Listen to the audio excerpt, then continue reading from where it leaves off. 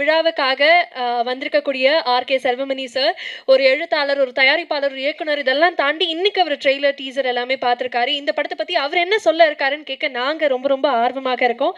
Sir, over to you.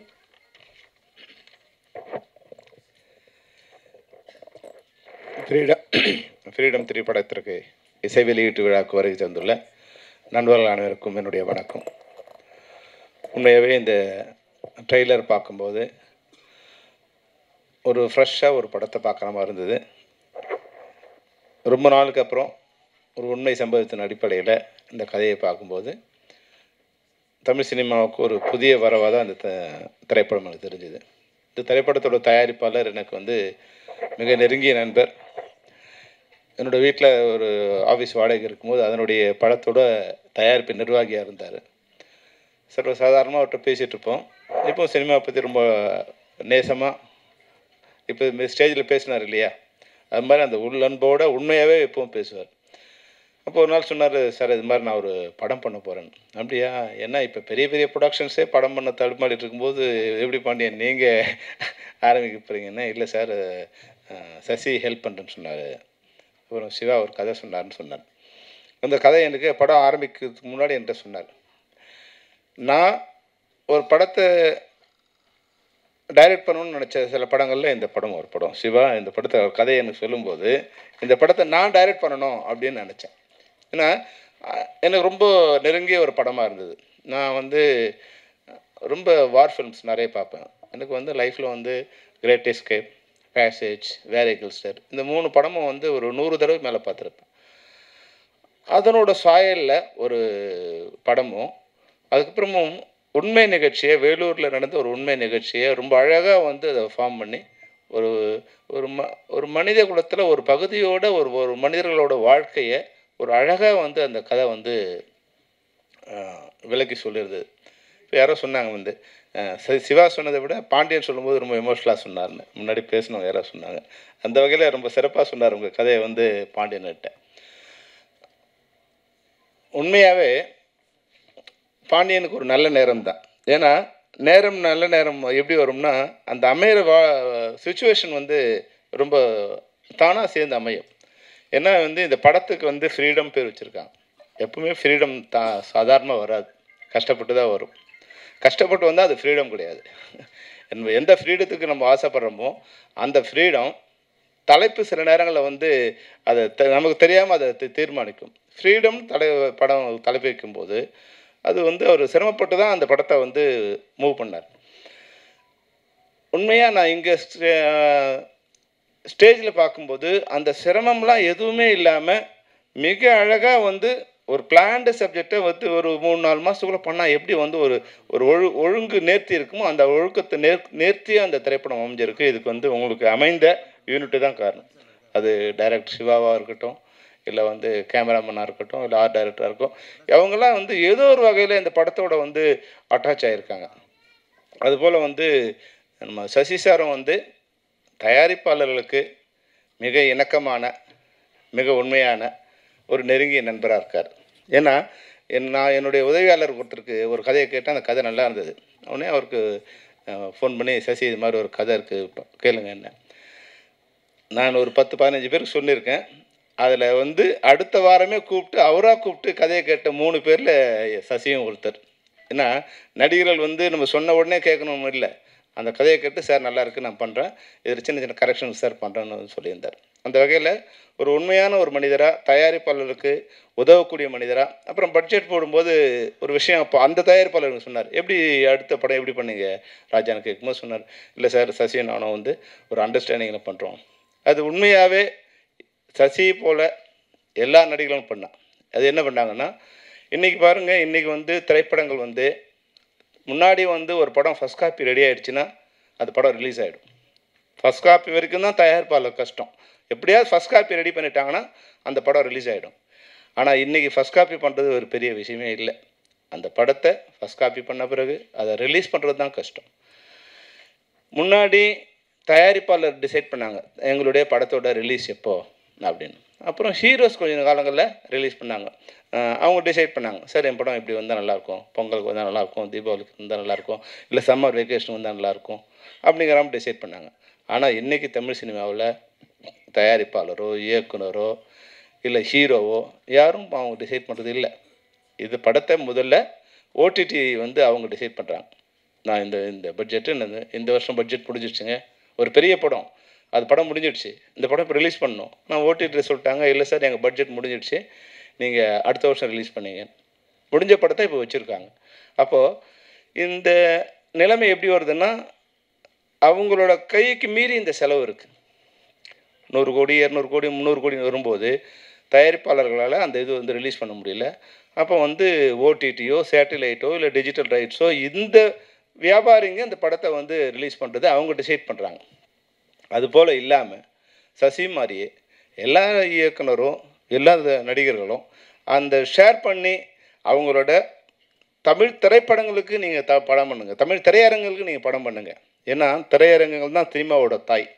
திரையரங்கத்தில் படம் release பண்ணால் தான் அது சினிமா மாதிரி தெரியும். என்ன பெரிய நீங்கள் வெப் சீரிஸ் பண்ணாலும் டைரெக்டாக ஓடிடியில் பண்ணும்போது அது ஒரு பெரிய வேல்யூ வராது. ஆனால் திரையரங்கில் படம் பார்க்கும்போது அந்த டைரக்டருக்கும் ஒரு பெரிய வேல்யூ கிடைக்கும், ஹீரோவுக்கும் ஒரு பெரிய மாஸ் கிடைக்கும். இப்போ ஜெய்பீம் படம்லாம் வந்து ஒரு வேளை திரையரங்கில் ரிலீஸ் பண்ணியிருந்தா அதனோட ரீச் சார்பட்டா பரம்பரையெல்லாம் திரையரங்கில் ரிலீஸ் பண்ணியிருந்தா அதனுடைய வேல்யூ வந்து மிக பிரம்மாண்டமாக இருந்திருக்கும். அதனால் முதல்ல வந்து என்னோடய வேண்டுகோள் என்னென்னா, இது போன்ற பெரிய பட்ஜெட்டில் பண்ணுறவங்க நீங்கள் உங்களோட சம்பளத்தை எல்லாம் ஓடிடியும் சேட்டலைட்டும் அது மாதிரி லாபத்தில் வச்சுக்கிட்டு தமிழ் திரையரங்கில் தமிழ்நாட்டில் இருக்க திரையரங்கில் அதில் என்ன சேலபிள் இருக்கோ அந்த சேலபிளுக்கு ஒரு படம் பண்ணிங்கன்னா ரிலீஸ் டேட்டு நீங்களே ஃபிக்ஸ் பண்ணிக்கலாம். அப்போ உங்கள் பின்னாடி ஓடிடியும் சேட்டலைட் வருவாங்க. ஆனால் இன்றைக்கி எவ்வளோ பெரிய இயக்குனராக இருந்தாலும் என்ன பெரிய உச்ச நட்சத்திரமாக இருந்தாலும் அவங்கெல்லாம் ஓடிடி என்னைக்கு டிசைட் பண்ண சொல்கிறாங்களோ அன்றைக்கி தான் ரிலீஸ் பண்ண வேண்டிய ஒரு கஷ்டமான ஒரு துர்பாக்கியமான நிலைமை இருக்குது. அது மாதிரி இல்லாமல் சசி மாதிரியே எல்லாருமே வந்து அந்த முறையை ஃபாலோ பண்ணாங்கன்னா இனிமேல் வந்து தமிழ் படங்களுக்கு வந்து வேல்யூ இருக்கும், ஒரு மரியாதை இருக்கும், நம்ம படத்தை நம்மளே ரிலீஸ் பண்ணலாம். இன்றைக்கி இந்த படம் பார்க்கும்போது நான் ஸ்க்ரீனில் பார்க்கும்போது உண்மையாகவே ஒரு கஷ்டப்பட்ட ஒரு சமூகம், ஒரு மனித குலத்தில் ஒரு சமூகம் எப்படி தன்னுடைய சுதந்திரத்துக்காக எப்படி போராடுது, அது சுதந்திரம் சொந்த நாட்டில் எப்படி மறுக்கப்படுது, நட்பாக வந்த நாட்டில் எப்படி மறுக்கப்படுது. இப்போ நான் வந்து லாஸ்ட் இயர் வந்து ஜனவரி மாதம் வந்து யாழ்ப்பாணம் போயிருந்தேன். போகும்போது அங்கே எல்லாமே இருக்கிற ஒரு 1000 கிலோமீட்டருக்கு நாங்கள் வந்து ஒரு வாரம் வந்து எல்லா இடத்தையும் சுற்றி அங்கே ட்ராவல் பண்ணோம். போகும்போது இந்த முள்ளிவாய்க்காலில் போய் நாங்கள் வந்து ஒரு 2 ஹவர்ஸ் அங்கே அப்படியே நின்றுட்டே இருந்தேன். என்னை கூப்பிட்டு வந்த நண்பருக்கு ஏன் நான் அங்கே நிற்கிறேன்னு தெரியல. ஆனால் நான் அங்கே கண்ணை மூடி பார்க்கும்போது அந்த மரண ஓலமும் என் கூடவே வந்து ஒரு 1.5 லட்சம் பேர் அப்படியே ட்ராவல் பண்ணுற மாதிரி அந்த முள்ளிவாய்க்கால் அந்த கடற்கரையிலையும் அந்த கால்வாய்க்கள்லையும் அந்த பனங்கால்கள்லையும் வந்து ஒரு 1.5 லட்சம் பேரோட மரண ஓலம் அப்படி கேட்டுகிட்டே இருக்கு. கண்ணை மூடுனா அந்த கண்ணில் நினைவில் வரா மாதிரியே இருக்கும். அப்போது ஒரு மனித குலத்தில் ஒரு மிகப்பெரிய கொடூரம் நடந்து இன்றைக்கி வந்து நான் போகும்போது ஒரு 15 வருஷம் ஆயிருக்கும். 2024 போனால் 2009 நடந்த விஷயம். ஒரு 15 வருஷத்துக்கு அப்புறம் மரண அமைதி அப்படியே அங்கே இருக்குது. ஆனால் அந்த மரண ஓலம் கேட்டுகிட்டே இருக்குது. அதுக்கான நியாயம் இன்னை வரைக்கும் வந்து எந்த புத்தகத்துலேயும் கிடைக்கல. அங்கேருந்து வந்த அங்கேயும் வாழ முடியல, அங்கேருந்து வந்த தொப்புள் கொடி உறவுன்னு வாயில் சொல்லிக்கிறோம், பேப்பரில் எழுதுகிறோம், மேடையில் பேசுகிறோம். ஆனால் அங்கேருந்து வர்றவங்களுக்கு என்ன மாதிரியான இங்கே நிலைமை இருக்குது, இங்கே வேறு ஏதோ ஒரு பிரச்சனை நடக்கும்போது என்ன மாதிரியான சூழ்நிலை அவங்கள மாட்டிக்கிறாங்க அப்படின்போது நான் வந்து இது போன்ற ஒரு திரைப்படத்தை எடுக்கும்போது என்னோடய லைஃபே வந்து ஏறக்குறைய க்ளோஸ் ஆகிற ஒரு சிச்சுவேஷன் வந்துடுச்சு. ஃப்ரீடம்ங்கிறது வந்து இந்தியாவில் ரொம்ப கஷ்டம். இந்தியாவில் திரைப்படங்களை உண்மை சம்பவத்தை எடுக்கிறது ரொம்ப கஷ்டம். இங்கே நீங்கள் என்ன வேணாலும் பொய் சொல்லலாம், என்ன வேணாலும் ஆபாசமாக எடுக்கலாம், எவ்வளோ வந்து கற்பனைகள் சொல்லலாம், மூட நம்பிக்கைகளை சொல்லலாம். ஆனால் உண்மையை சொல்லி படம் எடுக்கிறது ரொம்ப கஷ்டம். உண்மை எல்லாருக்கும் வலிக்கும், எதிர்கட்சிக்கும் வலிக்கும், ஆளுங்கட்சிக்கும் வலிக்கும், அதிகார வர்க்கத்துக்கு வலிக்கும், மீடியாவுக்கும் வலிக்கும். அந்த உண்மை வந்து தங்களை சம்மந்தப்படும் போது அந்த உண்மை யாரும் ஏற்றுக்கிறது இல்லை. அப்போது அதிலேருந்து நான் ரொம்ப ஸ்டாப் பண்ணிட்டேன். வேண்டாம், உண்மை கதைகளை எடுத்து நம்ம வாழ்க்கையை இனிமேல் வந்து நம்ம சிரமப்படுத்திக்க வேணாம். ஆனால் இதில் பார்க்கும்போது அடுத்து ஒரு உண்மை கதையை பார்க்கும்போது அதை தொடர்பாக இந்த சம்பவங்கள் அமைஞ்சிருக்கும் பார்க்கும்போது மிக இமோஷனலாக இது அந்த சென்சாரில் மாட்டாமல் எந்த அளவுக்கு வந்து நமக்கு சட்டம் அனுமதிச்சிருக்கோ அந்த அளவுக்கு அந்த உண்மையை சொல்லி அதை வந்து வெளியே கொண்டு வந்திருக்காங்க. உண்மையாக வந்து சசிகுமாருக்கும் சத்யசிவாவுக்கும் என்னுடைய நண்பர் பாண்டியனுக்கும், அதில் ஹீரோ நடித்த லிஜோமலுக்கும். படத்தில் காமெடி இருக்கோ இல்லையோ, மணிகண்டன் வந்து ஒரு 1/2 ஒரு காமெடி ஷோ நடத்திட்டு போனார். சாரி, ஆண்டனி மன்னிச்சுக்கணும். ஆண்டனி வந்து ஒரு காமெடி ஷோ ஒன்று இது பண்ணார். அவர் சொல்லும்போது காமெடியாக இருந்தது. ஆனால் அதுக்கு பின்னால் இருக்க உண்மை எவ்வளோ வந்து அவங்க ரத்தம் சிந்திருக்காங்கன்னு தெரியுது. 2-3 தடவை சொல்லிட்டாங்க, சிவா உன்னை பற்றி ரொம்ப நாசுக்காக சொன்னார். கிள்றது தெரியாமல் கிள்ளுவார், அடிக்கிறது தெரியாமல் அடிப்பார். அந்த அளவுக்கு. ஏன்னா இயக்குநர்களுக்கு வந்து தமிழ் சினிமாவோட சாபம் என்னென்னா, இது இன்னும் கொஞ்சம் ஆர்கனைஸ்ட் ஆகலை. எல்லா வேலையும் நம்மளே பண்ணணும்.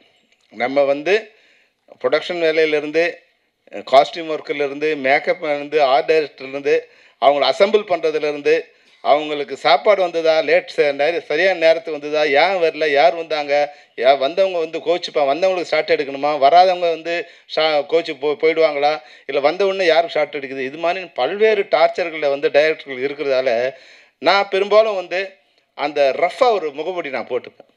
அப்போ தான் நம்ம பக்கத்தில் யாரும் வரமாட்டாங்க. இல்லைன்னா நம்மளை ஷார்ட் எடுக்க விட மாட்டாங்க. அவங்கவுங்க ஆளாளுக்கு ஒரு அட்வைஸ் பண்ணிகிட்டே இருப்பாங்க. இந்த தமிழ் சினிமாவில் டைரக்டருங்கிறது வந்து ரொம்ப கஷ்டமான வேலை. வர்றவங்கலாம் அட்வைஸ் பண்ணுவான். சார் இந்த ஷார்ட் இப்படி இருந்தால் நல்லாயிருக்கும், அப்படி இருந்தால் நல்லாயிருக்கும் அப்படின்னு சொல்லுவான். அப்புறம் போன பிறகு அந்த ஹீரோ பக்கத்தில் போய் நின்றுட்டு அங்கே எங்கேயோ ஒன்று சொல்லுவான். நம்ம பிளான் பண்ணி ஒரு 4 நாள் ஃபைட் எடுக்குது, ஒரு 2 நாள் எடுக்கலாம் நினைக்கும் போது ஹீரோ பக்கத்தில் போய் நிற்பான் ஒருத்தன். சார் டைரக்டர் சுற்றுறார் சார் டைரக்டர் அப்படின்றான்.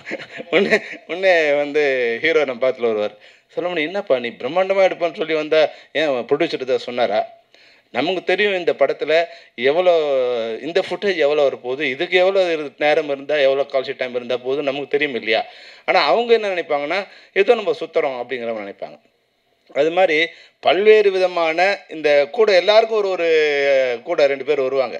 அவங்க வந்து படத்துக்கு எந்த விதத்திலும் உதவியாக இருக்க மாட்டாங்க, எல்லாம் உபத்திரமாக இருப்பாங்க. அது ஹீரோ கூட 2 பேர் வருவாங்க, ஹீரோயின் கூட 2 பேர் வருவாங்க. நாசம் பண்ணிவிடுவாங்க நம்மளை.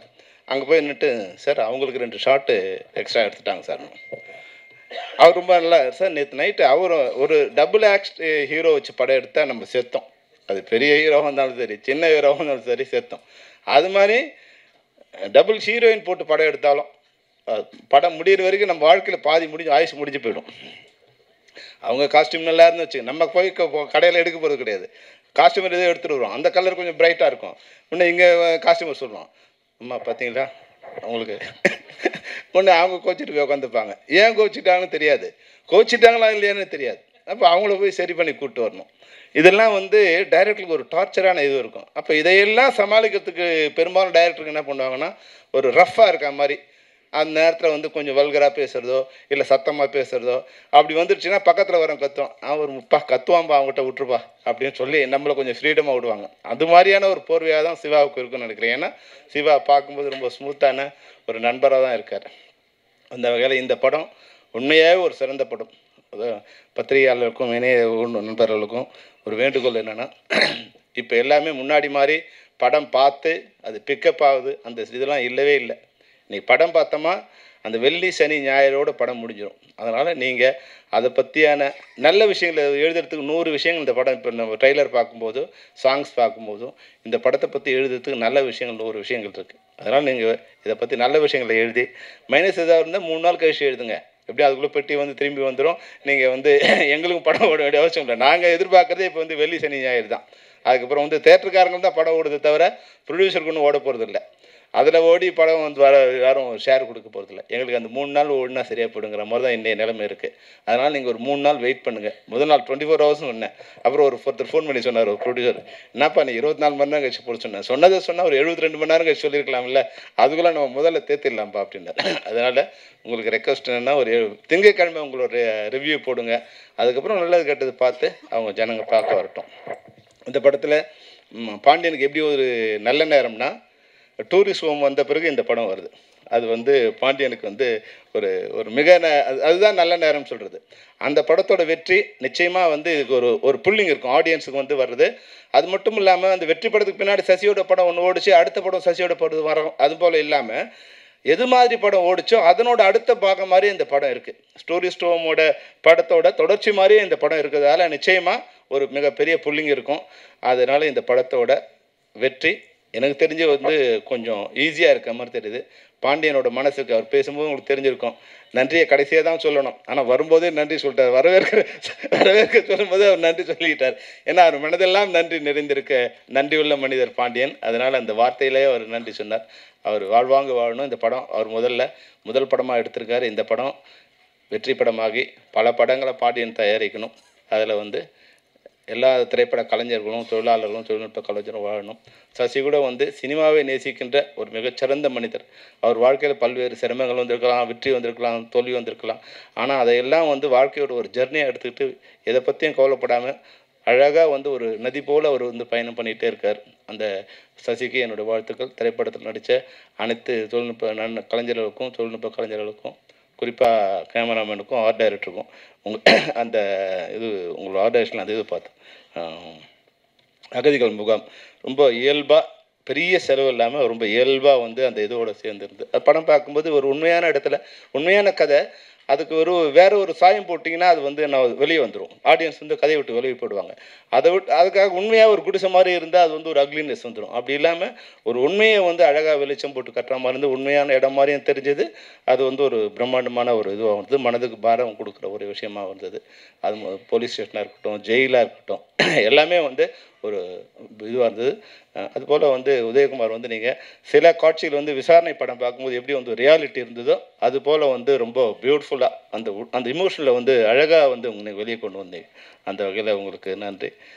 மிகச்சிறந்த பாடல்கள் எழுதின கவிஞர்களுக்கும் மிகச்சிறந்த இசையை கொடுத்த ஜிப்ரான் வந்து இதுவாக சொன்னாங்க. அவர் வந்து ஏழைகளின் இளையராஜா வந்து ஜிப்ரான். ஏன்னா ரொம்ப தயாரிப்பாளர் பெரிய சிரமம் இல்லாமல் அந்த அளவுக்கு அந்த நேர்த்தியான இசையை சாதாரண திரைப்படங்களுக்கு கூட கொடுக்கக்கூடிய ஒரு மிகச்சிறந்த உள்ளம் படைத்த ஒரு நல்ல கலைஞன். நிச்சயமாக வந்து தமிழ் சினிமாவில் உங்களுக்கு ஒரு நல்ல இடம் இருக்குது ஜிப்ரான். என்னைக்காவது ஒரு நாள் உங்களை வந்து சேரும். நீங்கள் கவலைப்படாதீங்க. உங்கள் வெற்றிக்கும் உங்கள் உழைப்புக்கும் உங்களை வந்து சேரும். இந்த ஃப்ரீடம் மிகப்பெரிய விடுதலையை தமிழ் சினிமாவுக்கு கொடுக்கணும். விடுதலை போல வெற்றியடைந்து தமிழ் சினிமா ஓடிடியும் சேட்டிலைட்டும் பல்வேறு ஜெயிலில் அடைபட்டுருக்கு. அதையெல்லாம் உடைச்சிக்கிட்டு திரைப்படம் கலைஞர்கள்ட்ட இருந்து மக்களுக்கு நேரடியாக வந்து சேர ஒரே ஒரு ஃப்ரீடத்தை இந்த திரைப்படம் கொடுக்க வேண்டும் கூறி அனைவருக்கும் வாழ்த்துக்களை கூறி விடைபெறுகிறேன். நன்றி, வணக்கம்.